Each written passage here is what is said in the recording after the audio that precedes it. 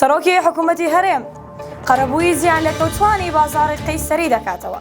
ئەمڕۆ مەسرور بارزانی سەرۆکی حکوومەتی هەرێمی کوردستان سەردانی بازاڕی قەیسەری هەولێری کردو بۆ ئەوەی لە چۆنیتی کارەکانی نۆژەنکردنەوەی بازاڕەکە ئاگادار بێت و هەر لەو سەردانەیدا بەڵێنی خۆشی بە دوکانداراندا و دواتر پارێزگاری هەولێر موژدە خۆشەکەی ڕاگەیە.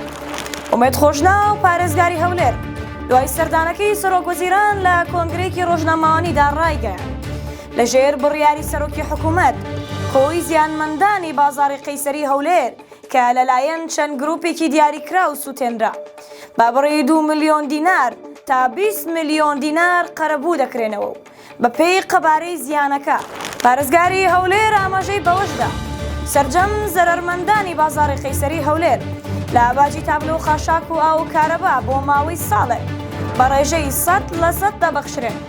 هاوکات بازاڕی لەنگە کە 2 جار سوتاوە و بازاڕی شێخەڵا کە لە ماوەکانی ڕابردوو ئەویش سوتا بە ڕێژەی 100% لە کۆی باجەکان دەبەخشرێن.